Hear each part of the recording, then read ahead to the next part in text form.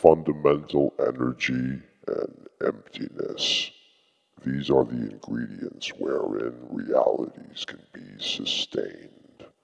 This is the stuff of imagination. Anything beyond this are ambiguous subjective distinctions, imagined items.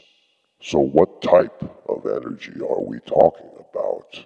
Solar energy, the properties of matter and radiation, power from physical or chemical resources, all imagined distinctions manifested from fundamental energy. The fundamental energy is not a type of energy.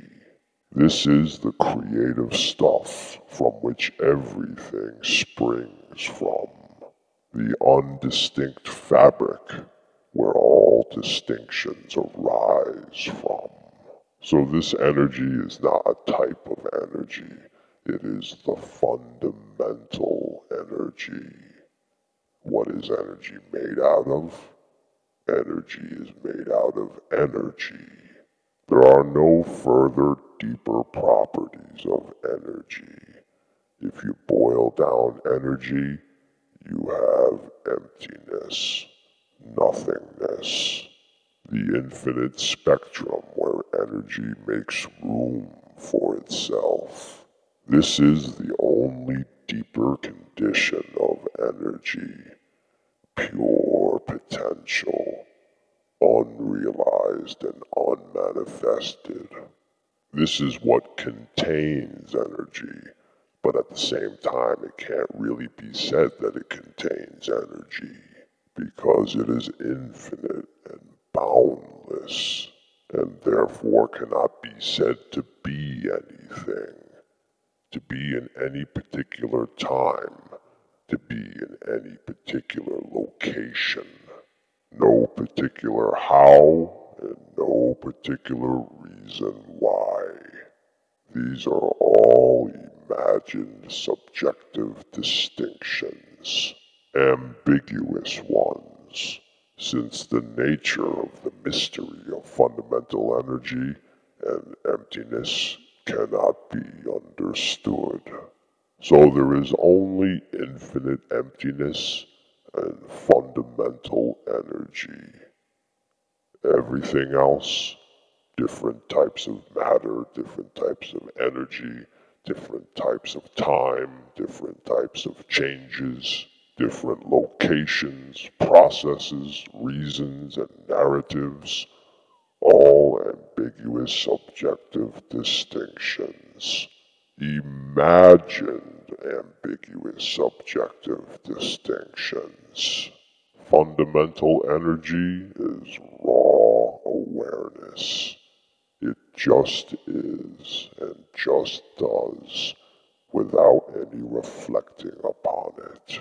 When fundamental energy begins reflecting upon its own projections, this is when fundamental energy can be said to be self-aware. It cannot be aware of anything outside of itself, because there is nothing outside of itself. Anything that it is aware of is awareness unto itself. When fundamental energy becomes aware of a perception, of a description, of an experience, this could be called a reality. The full circle of projection and reflection. But when reality is realized, fundamental energy forgets that it is the producer of this perception, of a description, of an experience, of a reality. Hence the amnesia of itself. Hence the illusion and delusions. From this, the idea of separation is born, and a plethora of imagined distinctions. So how can we understand the formless?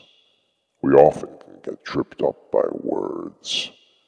People seek understanding and different concepts are utilized. A Often the concepts lead to confusion.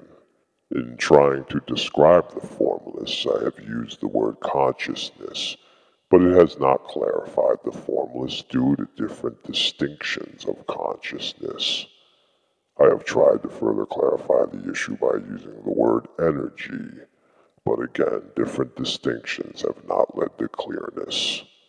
Every time a new word is used to better clarify a concept, pre-existing associations lead to more distinctions.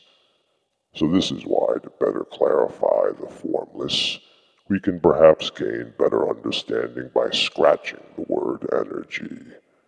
As we have seen, this has left people wondering, what type of energy are we referring to exactly?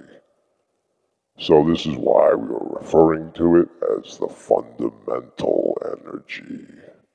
This is not any type of energy. If fundamental energy is not any type of energy, then what exactly is fundamental energy? To say that it's nothingness is perhaps misleading. Fundamental energy is emptiness, formlessness. In physics, it is referred to as zero-point energy. It is not a vacuum or a void, but a total non-appearance or presence of anything. There are no types of energy, matter, imagination, causes, changes, measurements, observations, realities, or phenomena. It is a totally unrealized, unmanifested state. This fundamental energy, the formless, is where everything, including different types of tangible energies in all different states of vibrations, waves, ripples, and forms, manifests from. It could be described as total raw awareness, or like a sheet of still water. No waves, splashes, currents, ripples, or tides disturbing it.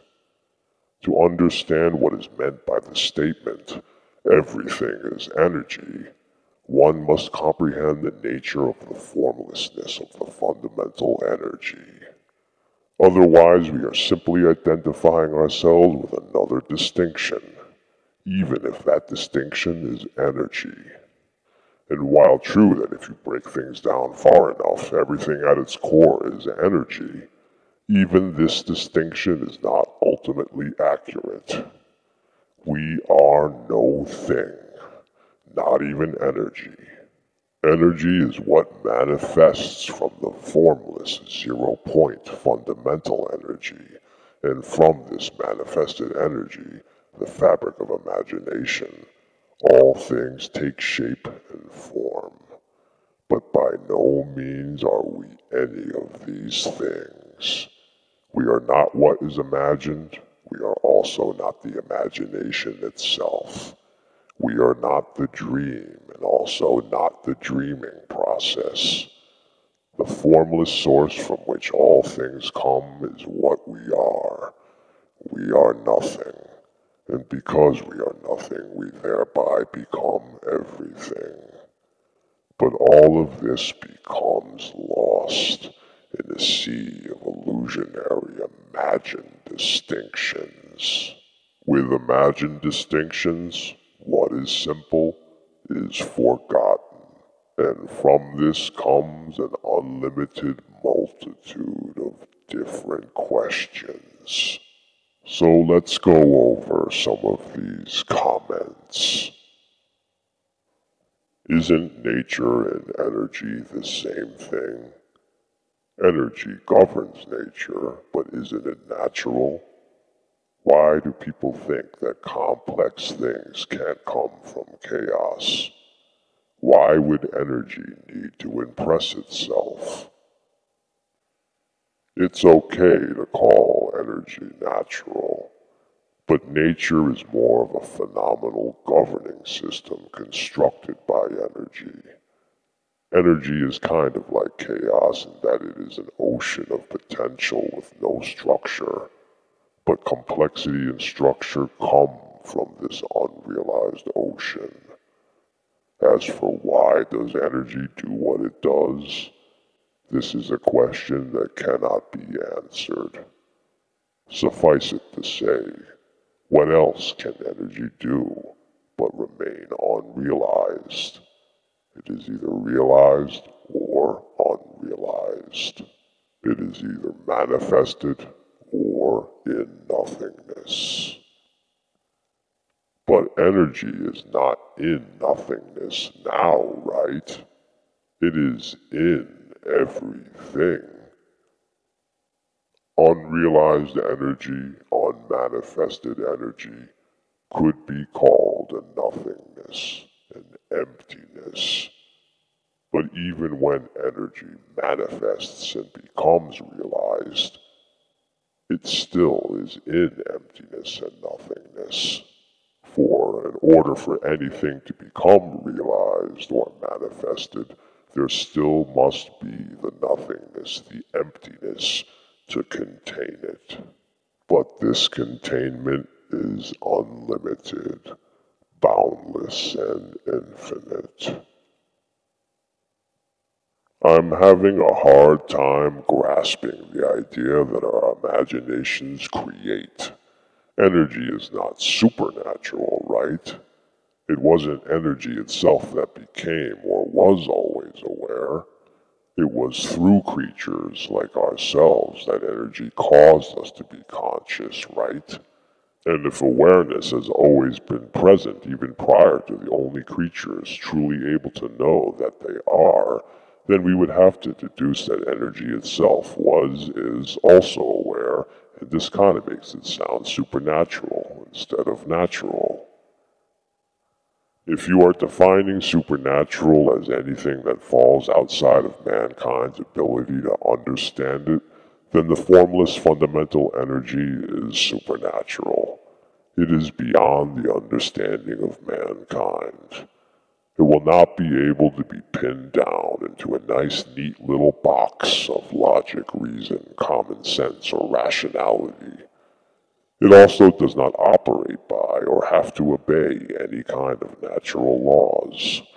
Rather, it is the source of all nature and laws. It is from this formless fundamental energy that all natural arrangements arrange themselves. Beyond this, all appearances and arrangements that manifest from the formless are all completely natural and are within the scope of some type of understanding, even if this understanding is of a higher level than of mankind and is logic. So within the tangible energy manifest, there's no such thing as supernatural. Supernatural is another distinction attempting to distinguish itself from what is considered natural. But all phenomena, no matter what its source, even fantasy, is all natural. It's all from the same context. So it could be said that manifest energy is natural, but the formless fundamental energy is supernatural. But these types of labels are really not best suited because they are tied to pre-existing associations which can cause them to be misconstrued or misrepresented. So tangible energy is natural. It is the primary appearance. But the formless fundamental energetic raw total awareness was there before energy. Manifested tangible energy in all the forms and appearances that arrange themselves through it reflect the projections of raw total awareness back unto itself, causing raw total awareness to become aware of its own awareness. The tangible energy wasn't always aware or always anything. It wasn't creatures of perception that caused tangible energy to become enabled to be aware or fostered the raw awareness of the formless fundamental energy. It was always the formless fundamental energy that made anything and everything and the awareness of such possible. So even though it would be accurate to say that the formless fundamental energy, the raw total awareness, is supernatural, At the same time, to say that awareness existed before creatures of perception and that energy is and always was aware is not. For when you boil it down, it's all fabric of the formless, raw, total awareness. It's all stuff from the source of 0 point fundamental energy. There is no distinction. Distinctions are only created and imagined within it. But what made energy? Do you suppose there must be a creator of energy or a beginner of energy? Or has it always just been so? Energy is neither created nor destroyed. Rather, it is either realized or unrealized, manifest or unmanifest.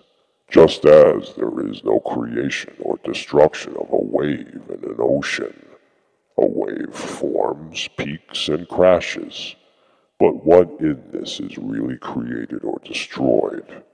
The water is still there before and after the event. Only an appearance has come and gone, and the entire ocean and all the waves within it are no different from this single wave. Oceans and waves are only possible by the space that allows for it. Oceans come and go. Nothing is created nor destroyed. There's no beginning or endings of energy. Beginnings and endings are yet more distinctions. Tangible energy is made so by the formless fundamental energy, but there is nothing that really could be called a beginning or an end. It doesn't make sense, but that's just it. We don't have the tools to understand this, especially through logic. There is always an awareness present, energy itself being the stuff of awareness. But as far as discriminations and distinctions of separated items, these things are only made possible through an illusion and imagination of such things. Without such, there would be no such things. I'm not convinced that the tree didn't fall and didn't make a noise and didn't exist whether I knew it or heard it or saw it or not. How is my awareness crucial to those things?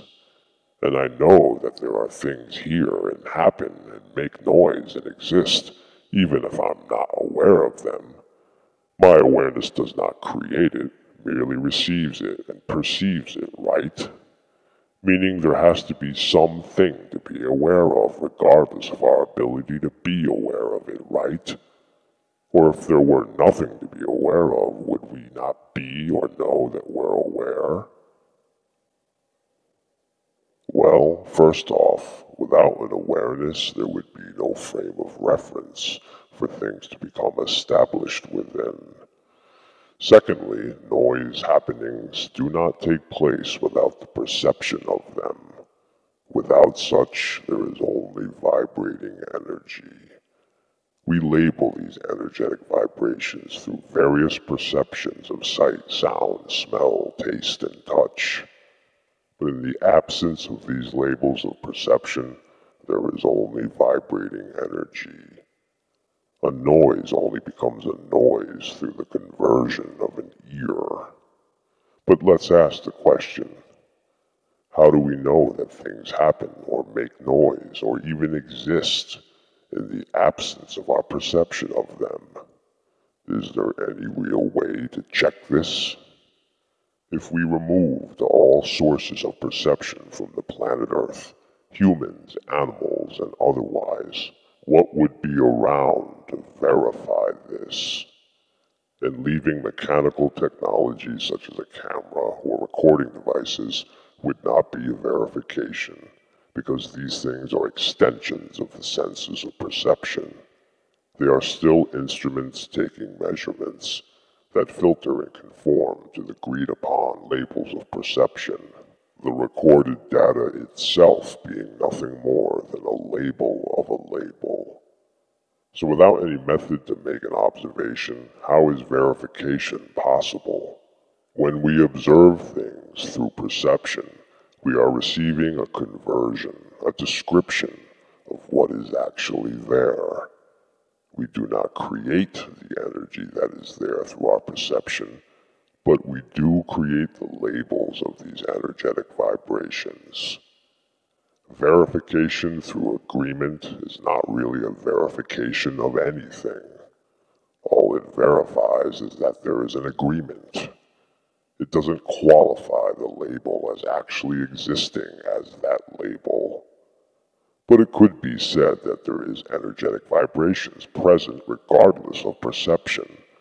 But these energetic vibrations cannot exist independent of awareness.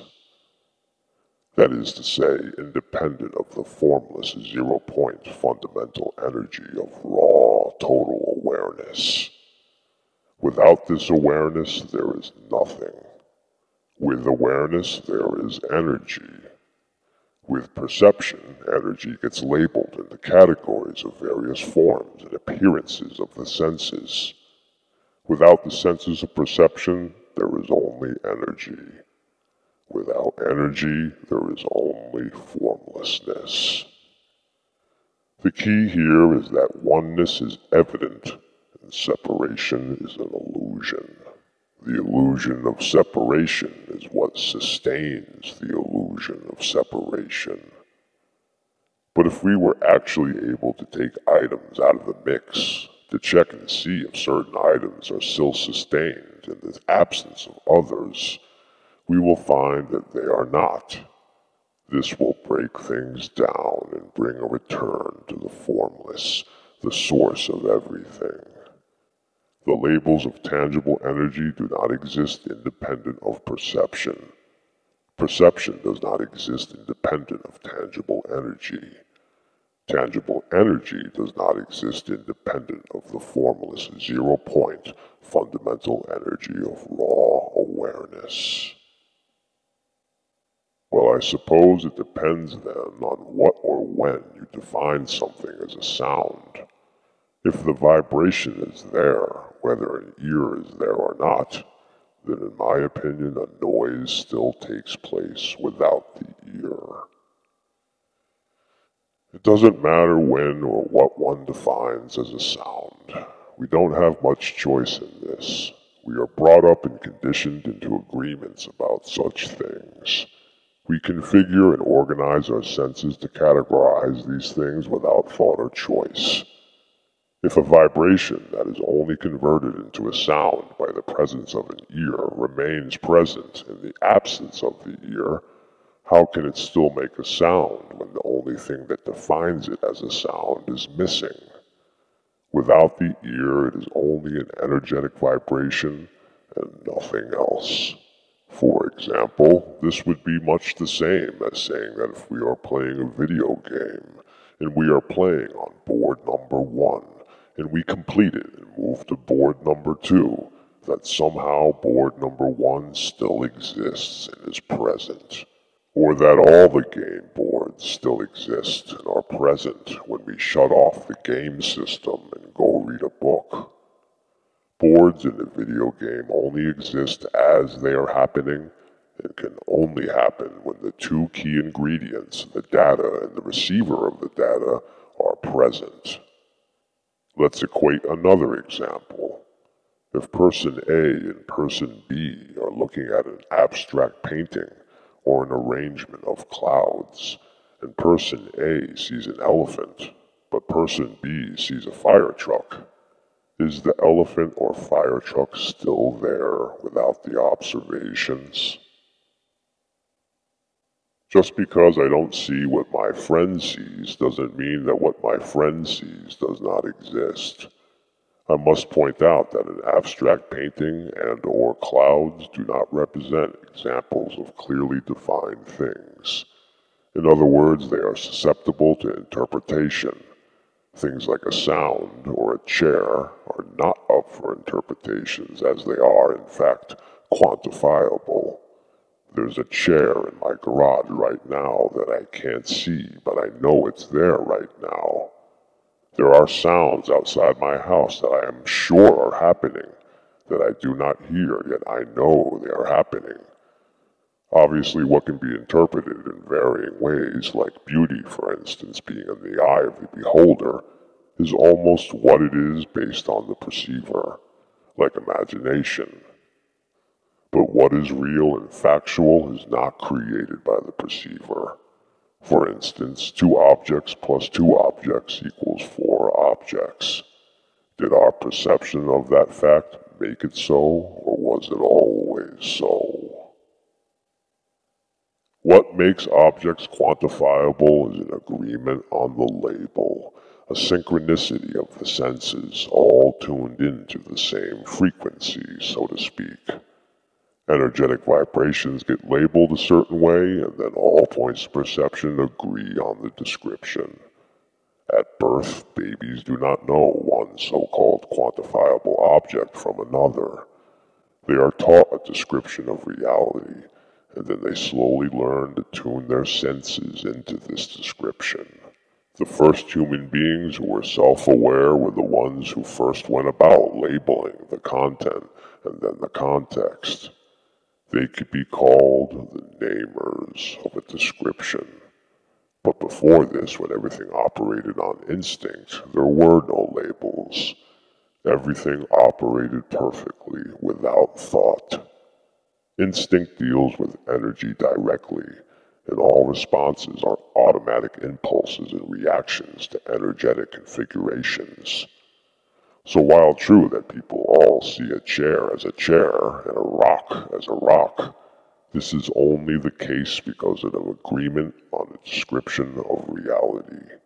So in truth, because the energetic vibrations have been represented by constructed labels, in this way the so-called real and factual labels are creations of the perceiver. It's just contemporary humanity was not the original conceivers of these labels.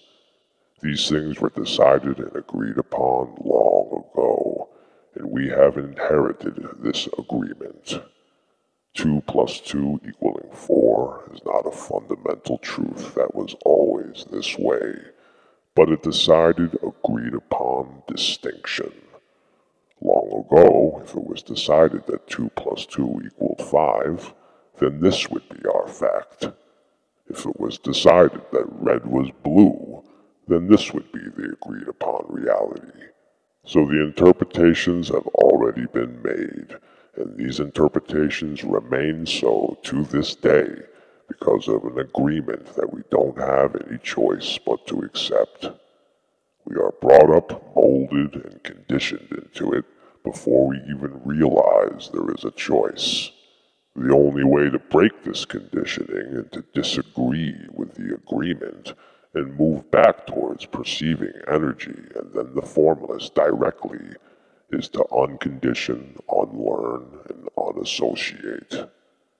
And this is a rare accomplishment because part of the agreement and conditioning stipulates that this is impossible, and even if possible, undesirable.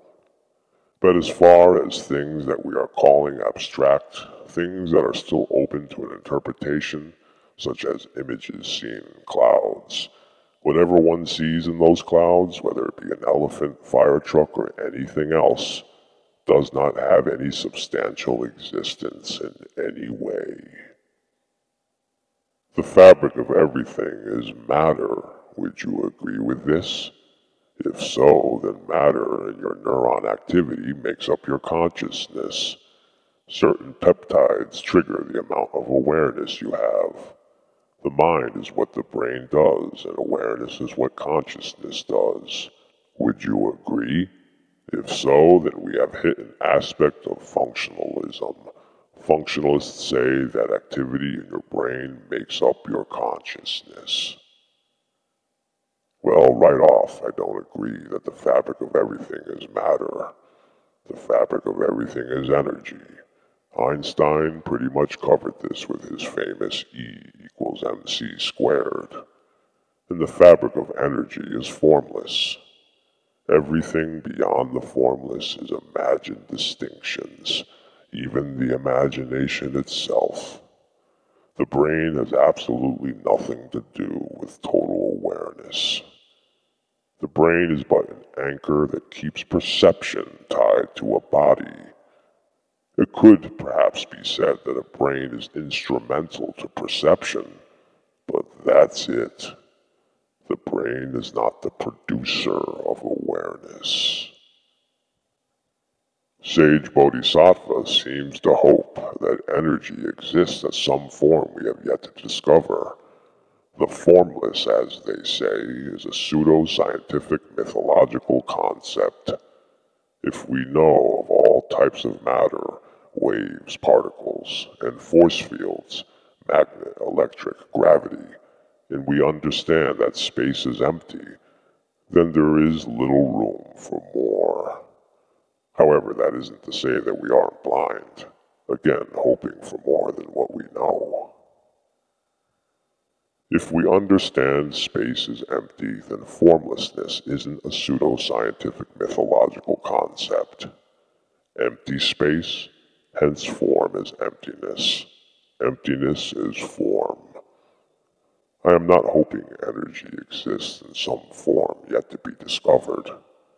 Energy is made up of energy. It consists of nothing but itself. And as far as the formless, there is nothing to discover. No similarities, no forms, no existence, no nothing. But you are right, we do not see it all. In fact, within this frame of reference, we are simply not equipped to ever grasp it. But more knowledge will come, but it will never reach a final conclusion. There are just so many things to consider. Yes, there are a trillion distinctions and a trillion questions. Space, time, universes, consciousness, energy, matter, atomic, subatomic, particles, waves, changes, evolution, science, religion, technology, history, math, psychology, concepts, truths, facts, mysteries, myths, laws, sociality, values, ethics, morals, scruples, beliefs, observations, motivations, knowns, unknowns, conduct, content, context, microcosm, macrocosm, inside, outside, upside down, and right side up. Distinctions, distinctions, distinctions, distinctions, distinctions, distinctions, distinctions, distinctions, distinctions, distinctions, distinctions, distinctions, distinctions, distinctions, distinctions, distinctions. Hate to burst the bubble, but unfortunately there's nothing to figure out. Dropping all the questions and distinctions, we could come to a simple knowing within this complexity. But of course we can't do that. There's just too much to consider, and this only serves to make us blind.